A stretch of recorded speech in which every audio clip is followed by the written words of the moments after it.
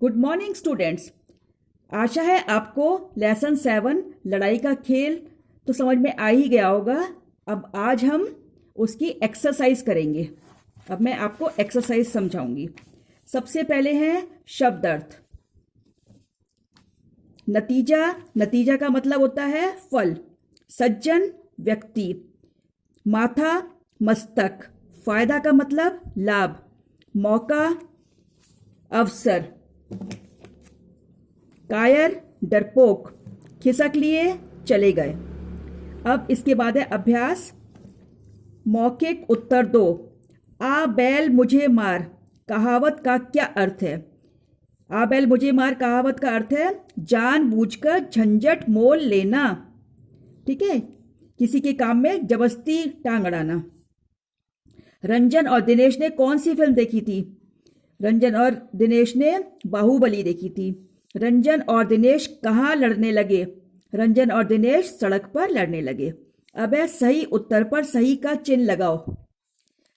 का रंजन और दिनेश कौन सी कक्षा में पढ़ते थे? दूसरी, छठी, 8वीं, 10वीं। तो इसमें से तो कोई भी सही नहीं है क्योंकि वो तो तीसरी कक्षा में पढ़ते थे। इसलिए हम दूसरी को काट के तीसरी लिख देंगे और तीसरी पे हम टिक लगाएंगे। इसके बाद है एक सज्जन की अधिक लंबी थी। क्या लंबी थी? पूंछ, नाक, दांत की चोटी। नाक लंबी थी ना, तो हम नाक के आगे टिक लगा देंगे। चलिए अब आगे देखिए। हम पहले किसके गुलाम थे?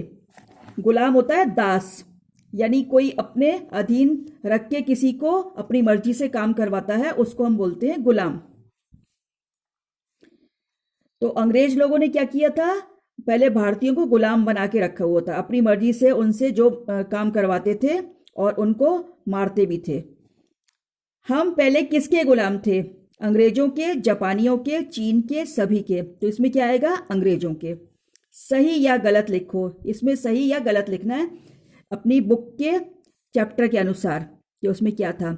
रंजन और दिनेश एक ही मोहल्ले में रहते हैं, ये तो ठीक है।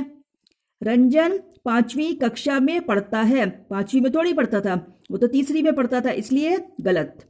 दिनेश तीसरी कक्षा में पढ़ता है, सही। रंजन और दिनेश ने स्पाइडरमैन फिल्म देखी थी, ये तो गलत है क्योंकि उन्होंने तो बाहुबली देखी थी। रंजन और दिनेश सच में लड़ रहे थे, ये भी गलत है क्योंकि वो तो झूठ मूठ में ऐसी बाहुबली पिक्चर की एक्टिंग कर रहे थे, तो ये क्या हुआ? गलत। दिनेश, अब रिक्त स्थानों की पूर्ति करो। दिनेश ने भी बस्ता उतारा और डैश के लिए तैयार हो गया। यहां पे क्या आएगा? फाइटिंग। हाँ, पहले दो लोगों की नजर डैश हो रहे रंजन और दिनेश पे पड़ी, यहां पर क्या आएगा? गुत्थम गुत्था। उसके बाद है दूसरे सज्जन का डैश चौड़ा था। क्या चौड़ा था? माथा। सब लोग बढ़ चढ़कर लड़ाई के डैश गिनाने में जुटे थे, लड़ाई के नुकसान। उसके बाद है निम्नलिखित प्रश्नों के उत्तर लिखो। रंजन और दिनेश पर किसका जादू चढ़ा था? रंजन और दिनेश पे फिल्म का जादू चढ़ा था, बाहुबली। रंजन और दिनेश क्या खेलने लगे? रंजन और दिनेश लड़ाई लड़ाई खेलने लगे।